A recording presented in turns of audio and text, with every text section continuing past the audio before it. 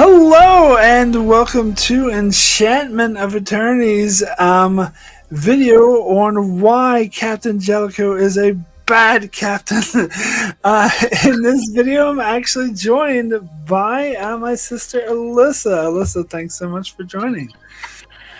A worthwhile topic to join you on. Yes, it's good to be here. So, I asked Alyssa to join me mainly because it was her video that inspired this topic, although this is something I've been thinking of for a while. But when I saw her top 100 video where she talked about the episode Chain of Command and went on a long rant about Captain Jellico and how he's a terrible captain, I'm like, yes, I totally agree. This is something I've been ranting about for a while. But another reason why I bring it up and why I think it's worthwhile to be doing this video is because I've been seeing a lot of videos, not just one or two, but several, where people are like, "Oh, Captain Jellico is actually a good captain. He was in the right, and Riker's entitled douchebag for fighting with him and stuff like that." And everyone's entitled to their opinion if that's what they think. But I just could not disagree with that more strongly, and so wanted to put out the other side of the story. And apparently this was the popular opinion, and sometimes popular opinions are the correct one, and I think this is the case, and why Jellico is just a terrible captain. So Alyssa, we'll start with you. Some of your opening thoughts and overall why you think Captain Jellico is perhaps not the best captain. Well, I'm sure we'll get into a lot of reasons, but I want to start with the influx of videos about how he's really a good captain, and I can't speak for the motivations of why any particular person does a video, and I don't want to prescribe motivation onto people. However, it does make me kind of feel like there's this like reactionary thing that people do where they want to say the opposite of the obvious opinion. I'm seeing that with in recent years, how all of a sudden people are trying to retcon the Star Wars prequels into being good. Well, actually, no, the prequels are good. Like, it feel like a lot of people are just trying to be oppositional defiant and trying to say the opposite of the obvious truth. And I even saw an article recently that was trying to make the argument that Star Trek V is a good movie, and this is along those same lines. Really? Yeah, and it was on. I think I saw a link on Facebook, and there was a bunch of comments like, "Star Trek V is a good movie." I don't know what people are talking about. I'm like, you guys are just trying to like say the opposite of the obvious truth. I mean, Star Trek V is an objectively bad movie, and that's what. Again, without prescribing like motivation onto people, because I don't know why people really would make videos like that. Maybe there may be people who truly believe that Jellico is a good captain for some reason, but it feels to me like it's like, I don't know, maybe trying to get some clicks by saying the opposite of the obvious. But Captain Jellico being a bad captain is objectively true. And to me, if you know anything about what makes a good leader, there's been countless studies done over the years of what makes a good leader. And you can't be a good captain without being a good leader. And I think Captain Jellico is objectively a bad leader. Anyone who has studied what makes a good leader, he is objectively bad. And so, I don't know, people are entitled to their opinions, and they're entitled to be objectively wrong because he's objectively a bad captain. And we'll talk about some of the reasons why in this video, I'm sure.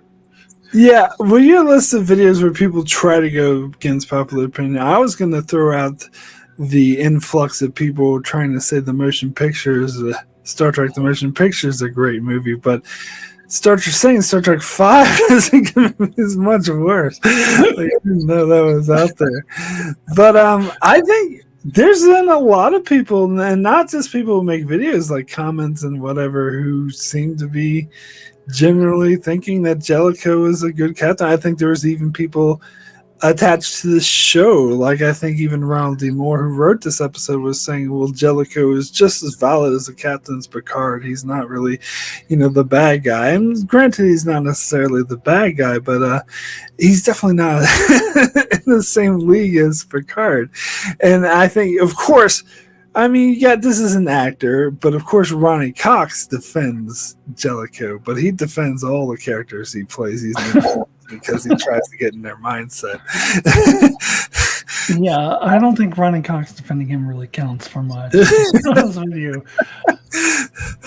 Yeah, and one of the things that I talked about in my top 100 video, which I'm sure I'll bring up again today, is a comparison of Jellico and Picard and just how they each fare in their attempts to kind of gain power over their Cardassian adversaries, and Picard does a better job while he's being tortured than Jellico does, just in the conference room. But that's something I can get into more later. But Picard is an infinitely better captain, and Jellico, we do know that he later gets promoted to admiral as we see him in Prodigy, so that kind of thing just makes me think less of Starfleet. Not only promoted him to captain in the first place, but then to admiral. It's kind of par for the course of Starfleet to have asshole admirals or bad admirals. True. That is true. They do like their asshole admirals. All right, so I want to start with and this is the thing that probably bothers me the most of Jellico, is the changing the 4 rotations to 5 rotations thing, the shift rotations, because, and this is something I'm dealing with in my own sort of work life when I work at a restaurant or something, and we have a manager who takes over the restaurant who's from a different store.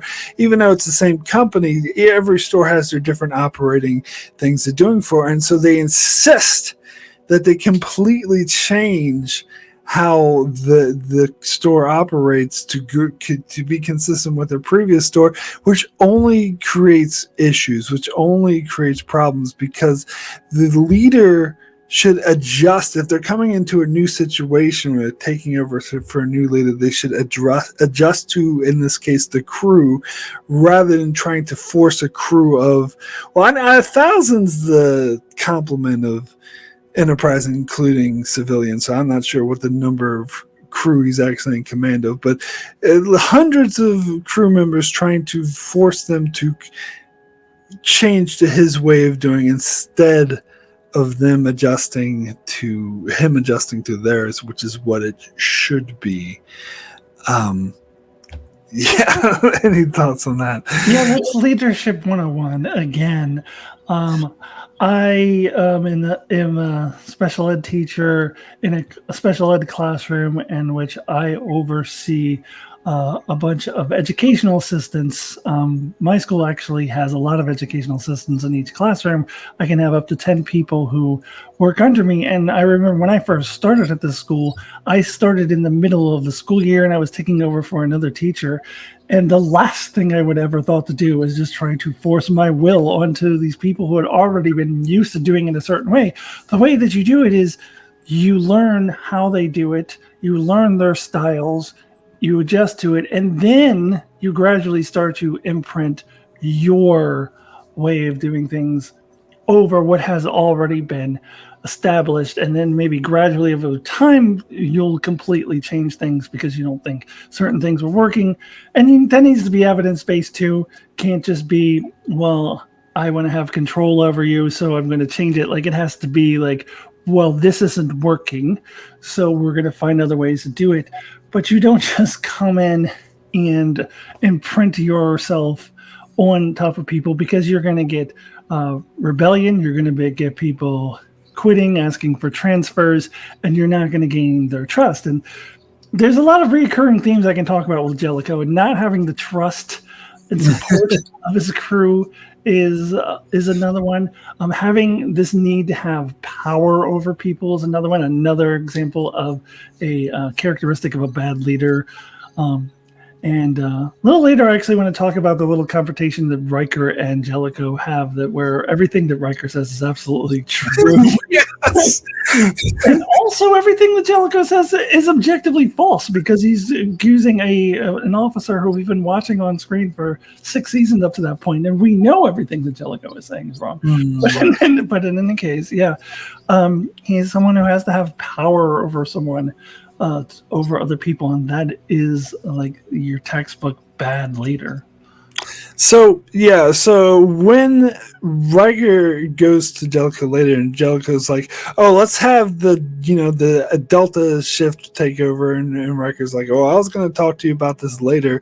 There actually is no Delta shift left," and he's like, he brings up the legitimate point. I think he's doing a good job of a first officer. He's like, I talked to the department heads, and they said making the change from a 4-shift rotation to a 5-shift would cause too many issues, would cause too many problems. So what is Jellico's response to that? It's like, I don't want to talk about it. I don't care what they say. Get it done. And to me, that's, again, this is what we're saying. That's 101 bad leadership. That he, because Riker was giving him a legitimate complaint and saying, and talking like, this is what the crew is saying. It's going to create more issues. Instead of Jellico, like a good captain like Picard, for example, would take that into consideration. And maybe Picard might decide, oh, I think I'd rather do a 5-shift rotation anyway. But he would still listen to their complaints and try to find a way to make it smoothly. It's like, okay, so what if we do it this way when we shift things around? Whereas Jellico's just like, why the fuck haven't you done this yet? I want to talk about it, just do it. Which is a textbook bad captain, in my opinion. And then that leads back again to his need to have control over others, to have power over others. And when I think of the worst bosses that I've ever had, that's what they do. That they just they don't care about reality. They don't care about actually getting things done or really being productive. They care nothing more than to have control over people and have power over people. And that's all that is. Because if he really actually cared about efficiency and productivity, he would listen to Riker and at the very least take that into account. Like you said, even if he really believes we need to have a 5-shift rotation, he would at least take that into account. And as you said, be like, okay, well, this is how we can work around it. Let's try this, instead of just completely dismissing it because it's his way or the highway, because he has to have this need to have power over others. And that is just a textbook bad leader. Absolutely. So then later in the episode, we get LaForge complaining about Jellico on a lot of different things. I don't remember exactly what he was complaining about, but I know he was like, he's working our crew to the bone. We're working overtime where no one's getting any sleep and they're not getting anything. And he's talking to Riker. He's like, can you please talk to him?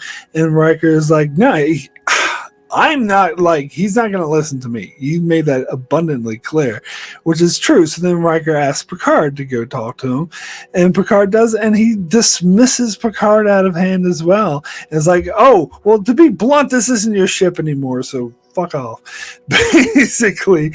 And then Troy, Troy goes to him and tries to respectfully, in a very diplomatic manner, and be like, look, the crew has to adjust it. And he says like, oh, well, I'll put that in your hands. Why don't you go ahead and make sure that the crew adjusts to my thinking easily and ready, without getting the point of what Troy is trying to say, which is, you need to adjust. You need to take it into account. It's like, you can't just pawn this off to Troy because he's missing the whole point. Yeah, and then caps it off by saying, oh, by the way, I need all my officers to wear standard issue uniforms. And this is thus beginning Troy wearing that sexy blue uniform. So maybe some people like that. I kind of like wearing that uniform. But it is, it's just, again, him having to show power over Troy. Because Troy he felt unmanned by what she was saying. So he's trying to gain that power back over her by saying, oh, by the way, your uniform sucks. So this reminds me, like, Mark, you probably will remember who this person was, but when I was younger, I had a friend who, anytime we got in an argument and he had no response to me, he would say, "Oh yeah, well your socks stink." And Yeah. He said the same thing to me, so yeah. that's what that like. Trying to gain power again over a person. And as far as going back to what you said about Picard, again, textbook good leadership is to get input and insight from the previous leader, the person who knows the position that you are in, who knows the people that you now command more than anyone else because they were in that position. You need to absolutely take that feedback and take it seriously and consider it. Even if you don't 100% want to do everything the same way that the previous person did, you're allowed to put your own stamp on things, of course, but you have to at least take in that input and not dismiss it offhand and just say, well, to be blunt, you're not the captain anymore. I mean, that is just bad leadership. It's, again, textbook bad leadership, not taking into account the expertise of the previous leader. Even if you're not going to 100% do everything the same way, you still have to at least take it into account and not just dismiss it offhand. And at least transition. And this is what Troy brought up specifically. Transition time. You're supposed to adjust and do things the way the previous leader did and adjust slowly to a new way of doing things instead of instantly trying to do it, which it would lead to a bad result. But because you brought up the telling Troy to wear a proper uniform, I will say a lot of people who are pro Jellico do cite that as a positive to him. It's like, oh, at least Jellico's the one that finally got her out of that skimpy outfit and put her in a proper uniform.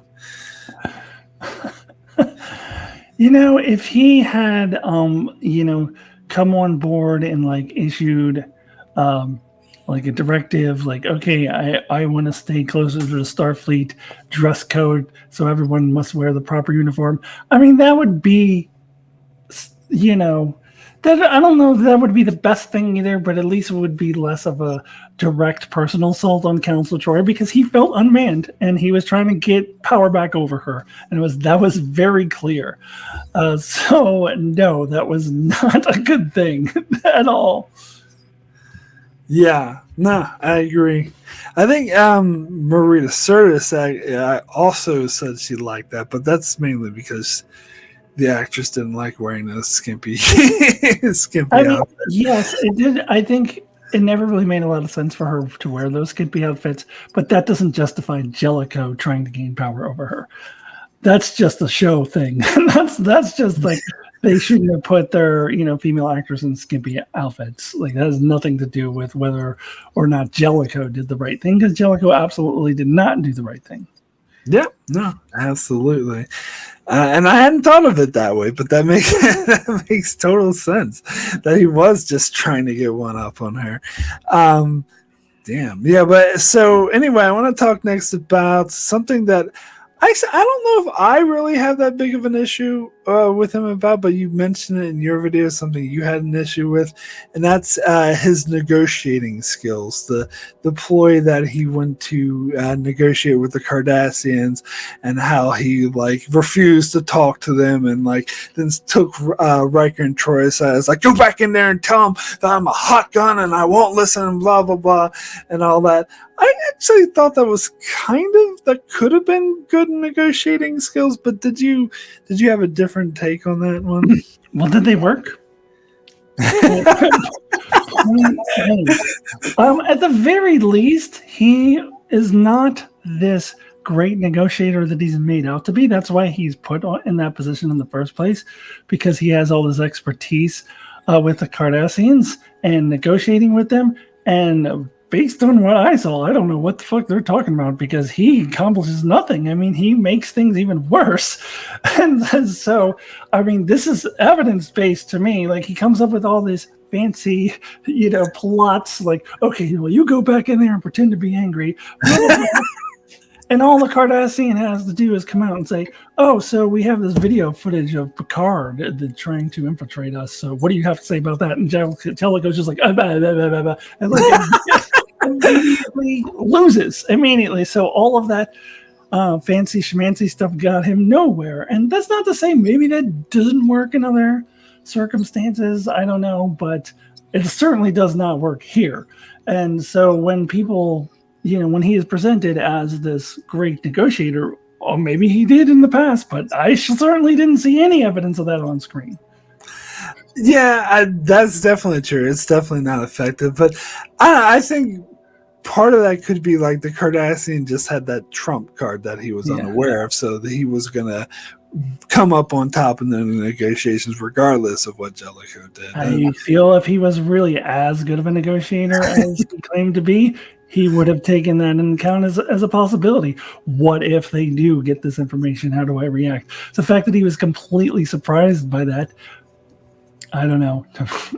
I feel like if he was as great of a negotiator, that doesn't mean he's a bad negotiator, but if he was as great as he was presented to be, I feel like he would have accounted for all possible outcomes. And he just completely is thrown off guard by that happening. That's true. That's true. The fact that he was just like, when the Cardassian brought it up does make him kind of a bad negotiator. And the whole point of him being brought on. And that's the other thing I should wanted to mention, that Admiral Nechayev is also a bad admiral. This is actually something that we'll see repeatedly with her. And even like Picard makes peace with her and makes friends so she's a lot nicer, but she's still a bad admiral even when she's being nicer. And for her to remove Picard and put Jellico in command of the Enterprise really put the mission in danger. I think the mission would have been much better off had they just put Riker in command. And in fact, like they said, there was a good possibility that Picard was never coming back, and they did this permanent ceremony to make Jellico the permanent commander of the Enterprise, where he's just specifically specialized in dealing with Cardassians, where if he was to remain the captain of the Enterprise and they go on all these different missions, like peaceful exploration or whatever, why are you putting someone who's specifically specialized in Cardassians? That doesn't make any sense to me. Yeah, can't argue with you there. Absolutely agree. But okay, so let's talk about the part two when it's revealed that Picard is being held captive and Riker loses his shit, and Jellico relieves him of duty. Do you think, just leaving everything else aside of what we know of Jellico, just focusing on this, do you think there was a bad decision, or that he was unjustified to react to Riker in that way? Or was Riker out of line for getting upset about Picard being held in captive? Well, yeah, this is a tougher one, because I do think that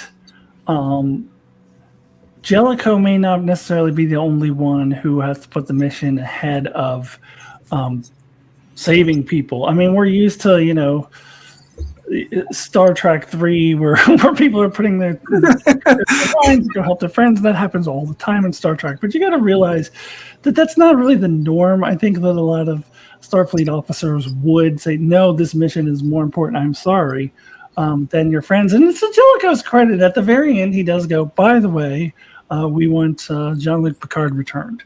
Yes. So, I mean, for that particular reason, I wouldn't say that Riker was necessarily justified, but I do also understand him flipping his lid at that point and losing his temper because of all the buildup from Jellico being an objectively bad captain to get to that point. So I can understand kind of Riker losing his shit at that point. Although, I mean, I think Jellico is actually justifiable in putting the mission ahead of one individual, and I think that is something that a lot of Starfleet captains would do. So I don't fault him for that particularly. Although, like, specifically, Riker says, I can't believe you would sacrifice Picard's life as a negotiation tactic, which is essentially what he's doing, because if he acknowledges that Picard was sent by Starfleet, then he would save Picard, but it would weaken their position because they would admit to doing this Black Ops covert art things. And that, I think, is maybe a bit... I can understand why he would flip his lid over that. Yeah, I think that. Yeah, I can understand that too. But I don't think that is as clear cut as some of the other things. Like, I think an argument could be made for Jellico refusing to give, like, he doesn't, because of what could happen if they do lose their power, and they already don't have any power. But if they were really to admit, like, I can kind of see. I don't know that I would necessarily agree with that decision. I don't think Picard would have made that decision in his place. But I at least could see an argument being made for that, as opposed to a lot of the other things Jellico does. But so I don't think it's as clear cut as some of the other things, but it probably wasn't the greatest decision either. I personally think that he overreacted by relieving Riker of duty. Like, he could have disagreed with them or told him to cool off or something. But I think that had to do with his bias against Riker, how he was already pissed off at Riker. Yeah, I agree with that. I definitely think he overreacted in relieving him of duty. Yeah, and it had to do with his bias against Riker because, and I've had Jellico reminds me of a boss that I had for a little while. Thankfully, didn't last very long. That boss did not like me because I spoke my mind and I had opinions, and the bosses who want power over others don't like people who speak their mind and have opinions, which is why I did not like Riker. He wants a yes man. That's this type. He's a Donald Trump type. That's the type of personality that wants yes men around them. So if you don't have a yes man, if you have somebody who's like speaking the truth and speaking their opinion, then you're not going to like that person. And so that's why I do agree that he overreacted, because he does not like Riker, because Riker expresses his opinion and is not just a yes man. I'm guessing that his first officer in the Cairo was probably a yes person. Yeah. And then maybe that's why he liked Data. He seemed to love Data as his first officer. Even put him in a red shirt. Data is literally an android, and so he just wants the yes man who doesn't mind working, around the clock or whatever. It doesn't. Right.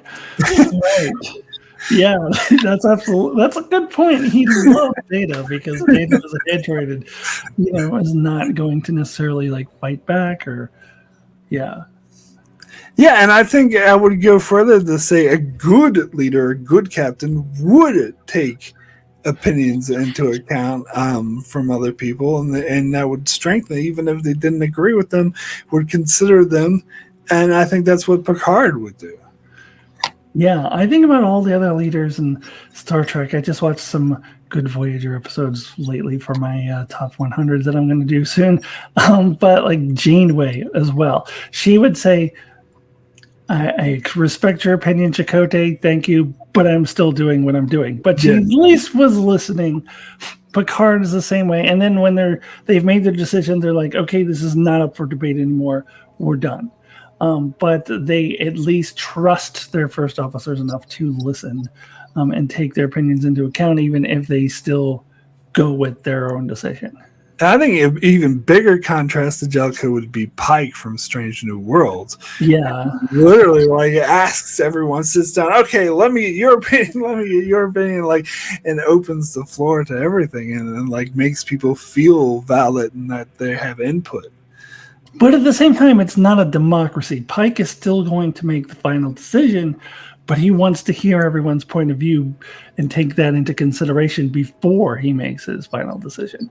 But he's still very much in control, still very much the leader, and he's still very much going to do what he wants to do, but he's not going to rush to a decision. He wants to get all the different opinions first. And that is the trademark of a good captain.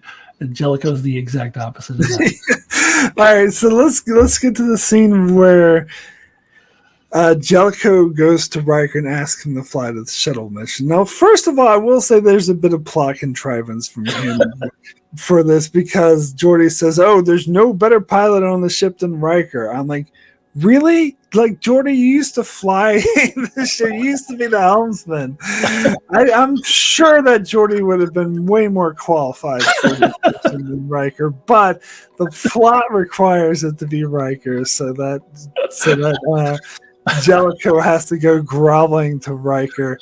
And yeah, so this is what really irritated me from the videos that were pro Jellico, because they thought Riker was being very arrogant in his little speech. They thought that Riker was out of line and that Jellico was right, and then I heard some other opinions who were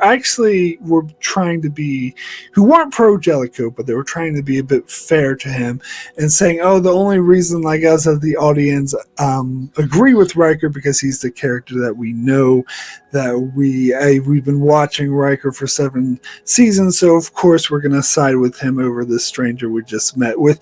Again, I disagree with that. I think Riker is 1,000% correct, and even if this was said by a character who I had no idea, never heard of, was just introduced in this episode, he would still be 1,000% correct. Again, pointing out how arrogant Jellico is and basically saying a lot of stuff that we've been saying throughout the video.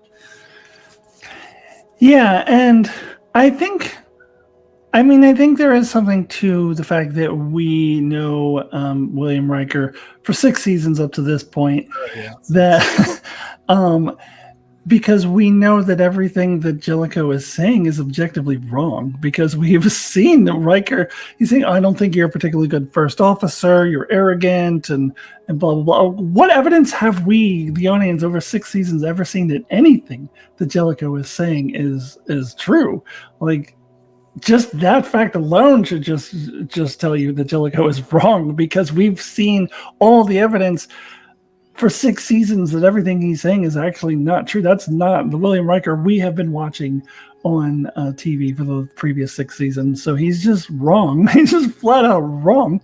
And everything that Riker says, oh, I meant to write this all down, but I don't remember specifically. But he says you have this need to wrap everyone around your finger, something along those lines, which is exactly the point that I've been making about how he has this need to control people. Riker nailed that.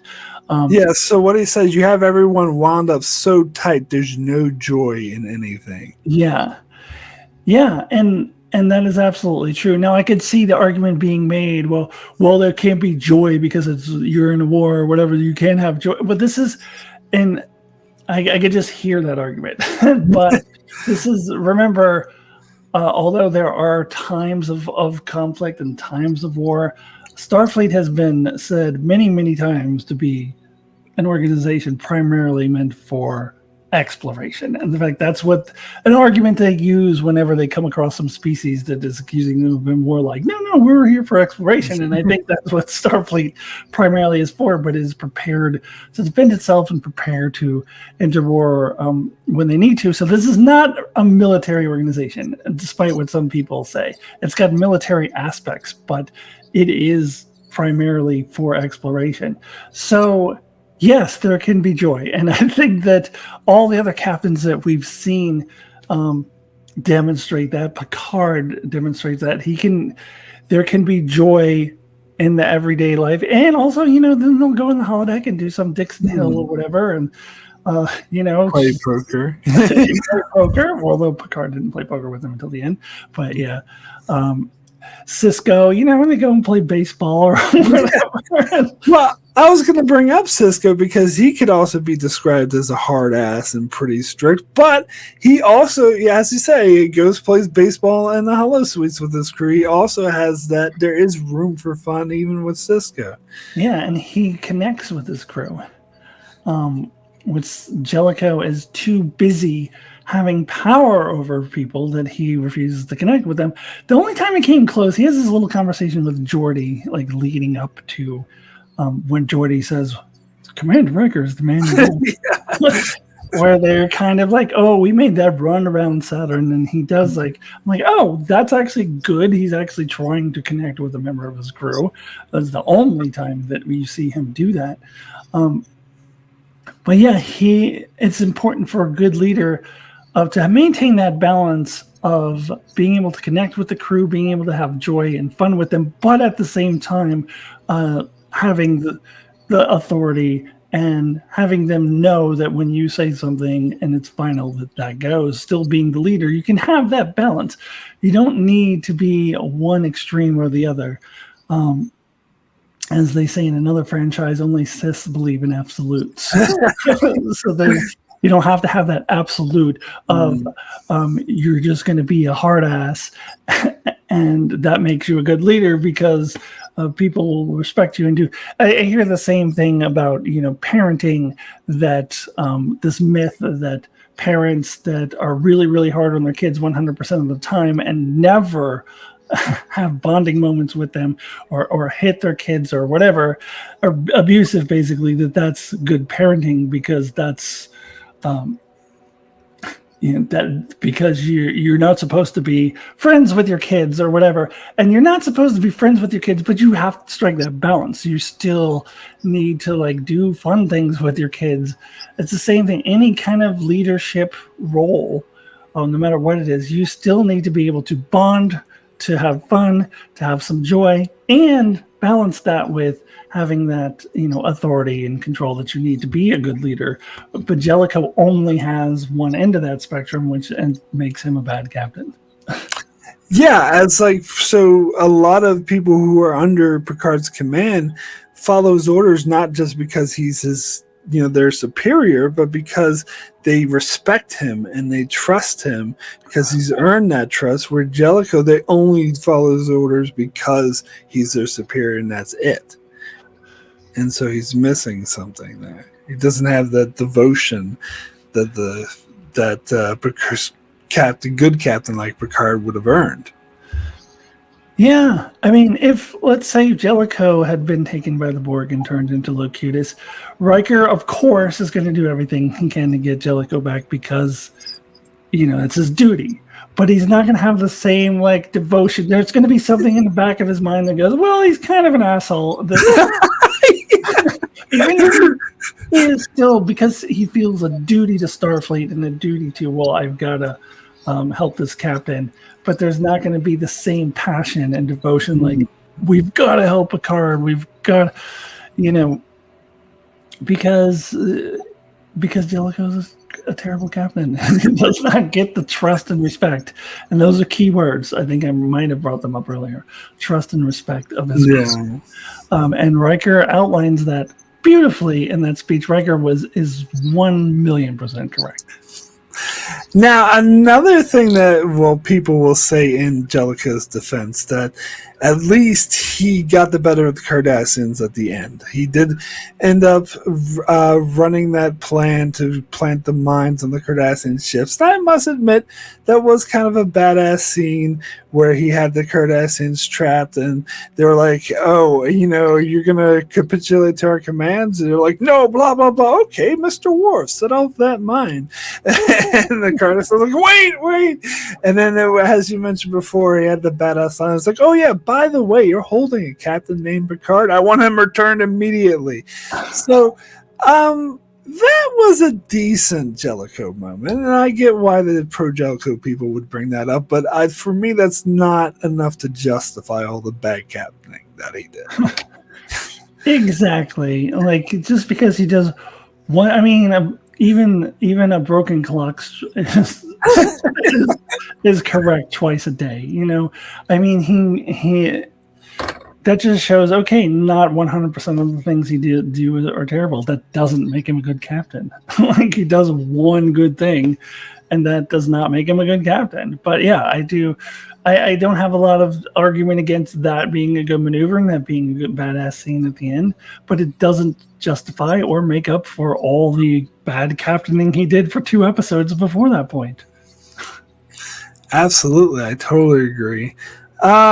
And I don't know, it just really sticks in my craw how some of the pro Jellico people were saying that Riker was being arrogant when he had that whole speech about him, and they're saying pro Jellico because he put up with Riker snapping at him and saying all this shit to him and still let Riker do the mission. But I don't think that's a pro thing because he needed Riker to do the mission, and Riker would have been willing and wanting to do the mission. He wouldn't have had to beg Riker for it if he was being a good captain from the beginning. The only reason he had to lower himself to that is because all the bullshit he was been doing from the beginning. Because he immediately lost the trust of his first officer. That was one of his first actions, is to immediately lose the trust and respect of his first officer. What do you need as a captain? More than any other crew member, whose trust and respect do you need? Your first officer, and he just failed that test immediately, spectacularly. That's the first thing he does, is loses the respect and trust of his first officer. And the people who think Riker is being arrogant, I don't understand that. Have you been watching him for 6 seasons? Had he ever behaved that way to Picard? Ever? No, because he trusts and respects Picard, because Picard earned it. Jellico did not. Well, I think the argument that we're making is that that Riker's conduct with Jellico has been arrogant or bad, like that. He was fine with Picard, but with Jellico, he's being sort of arrogant and not supportive to his captain. Well, why do you think that is, people? Why? Why would Riker act one way to one captain and differently to another captain? Riker is the common denominator here. Riker is the same. Why would he behave differently to one captain than the other? It's not because of Riker. It's because of the captain. See, and even these people, I think, would agree that Riker's one of the best first officers in Starfleet. And so they would have to ask themselves, why is it that he would be the best first officer to Picard, but not to Jellico? It's not that he's totally switching and deciding to be a bad first officer. It's that he has a captain that's terrible. Exactly. Case closed. All right, so I think we pretty much covered everything that I wanted to cover, unless you had any other thoughts or any extra thoughts, any extra things about Jellico that you wanted to point out. Yeah, I actually alluded to this earlier, and I didn't have a chance to elaborate on it. But there's I made the comparison in my video that when Picard is being tortured, even though he is being tortured, the scene when he's like, "You are just a little boy," and he forces the Golmacet to torture him more, because again, it's like, oh yeah, well, you have stinky socks. It is that, because that is his only recourse to gain more power over Picard, is to cause him more physical pain, because Picard has gotten the psychological advantage over him. Picard is being tortured and gets the psychological advantage over his opponent, whereas Jellico is supposed to be this amazing negotiator and is in the conference room and immediately loses control of the situation as soon as the Cardassian says, "Oh yeah, well, you have you sent Picard out to be this covert ops into our territory. You're breaking all kinds of rules." And Jellico has no answer for that, and he is completely in the beta position, whereas Picard, who's being tortured, is in the alpha position. So just Picard is like a gazillion times better of a captain than Jellico.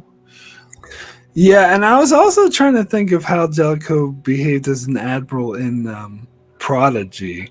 I've only seen that once. I don't know if I've seen if he did something that was really out of turn, but he just seemed the asshole admiral jumping to conclusions sort of.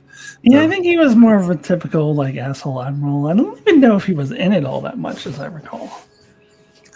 Yeah, he was in a couple episodes. I think he was in it towards the end when I think he told them to take over the protostar even though Janeway knew that doing so would cause all the ships to get the virus or whatever. Yeah. Again, not a very good admiral either. And it's funny too that he was, even before Prodigy came out, he was the admiral in a lot of the B canon, the novels and stuff. Because he would make a very easy stereotypical asshole admiral. That's but that gets into why all the admirals in Starfleet are terrible. Mainly for the plot. Was it Admiral Ross? I think was the only admiral who was actually decent. Yeah. All right, so that's, I think we pretty much covered it. Why Jellico, and why we think he's a terrible captain, and this is something very passionate about. Is not just because it's the popular opinion. I think it's a popular opinion for good reason. Anyway, Alyssa, thank you so much for joining for this discussion. Yeah, thanks for having me. It was good to be here and trash talk the worst captain in Starfleet. Absolutely. So I do want to give a quick shout out to those that support me on Patreon. We have Greg Marley, Francisco, Chuck Hooks, Kyrie091, Anthony D. Benedictus, Ricky, Matty Jester, Joel Viles, Alessandro Miguelcio, Norman Buchwald, Stephen Kennedy, Brenton Berg, Allison Fordyce, and Brandon Nilhouse. Thank you so much for your support. If you would like to support me on Patreon as well, you get early access to some videos like this video, for example. My Patreon supporters will get 2 months in advance. But if you're unable to and you just want to check out my channel, leave a thumbs up, subscribe. That's all very appreciated as well. And also check out Alyssa Jean's reviews if you want to speak briefly about what you're doing over there. Yeah, come check me out. I guess your non-patrons are going to get this in 2 months, so you might be a little. I don't know. I'll still probably be working on my top 100, and still, if Lower Decks is still on, then still covering that weekly. But yeah, I've got all kinds of Star Trek stuff covering. I covered Strange New Worlds, covering Lower Decks, and my top 100, which is going through the end of the year. So come over and check that out. Cool. Well, thank you so much for watching. Be sure to subscribe to both my channel and Alyssa's, and we'll see you next time.